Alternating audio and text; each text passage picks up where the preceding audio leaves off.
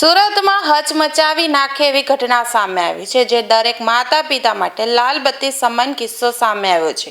સુરતના સચિન જીઆઈડીસીમાં આવેલી ઓમ સાઈ સોસાયટીમાં પ્રદીપભાઈ વર્મા પોતાના પરિવાર સાથે રહે છે। તેમની 4 વર્ષની પુત્રી આરાધ્યા ઘર પાસે રમી રહી હતી। તે સમયે તેની માતા ઘરકામમાં વ્યસ્ત હતી। રમતા રમતા બાળકી ઘરની નજીક આવેલી નહેરમાં અચાનક પડી ગઈ હતી। બાળકી નહેરમાં પડી હોવાની જાણ સ્થાનિક લોકોને થતાં જ હોબાળો મચી ગયો હતો। લોકોએ તાત્કાલિક નહેરમાં ઉતરીને બાળકીને બહાર કાઢી હતી અને સારવાર માટે સુરત સિવિલ હોસ્પિટલ ખસેડી હતી। જો કે હોસ્પિટલમાં હાજર તબીબોએ તપાસ બાદ આરાધ્યાને મૃત જાહેર કરી હતી। માત્ર 4 વર્ષની વાલસોઈ પુત્રીના અચાનક મોતથી વર્મા પરિવાર પર દુઃખનો પહાડ તૂટી પડ્યો હતો।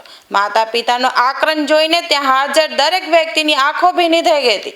સચિન જીઆઈડીસી પોલીસે આ મામલે અકસ્માત મોતનો ગુનો નોંધી આગળની કાયદેસરની કાર્યવાહી હાથ ધરી છે। बाहर वो बच्ची खेल रही थी। खेलते खेलते नहर के पास चली गई। नहर में उसका पैर फिसल गया। उसी में कोई ना होने के कारण वो उसी में डूब गई। वो नहर बड़ी थी, छोटी थी? तो बहुत बड़ी नहीं है, पानी है, इतना है, पानी है, काम भर गया। बच्चे के लिए उतना पानी बहुत है। क्या नाम था? आराध्या वर्मा, कितने साल की थी? 4 साल।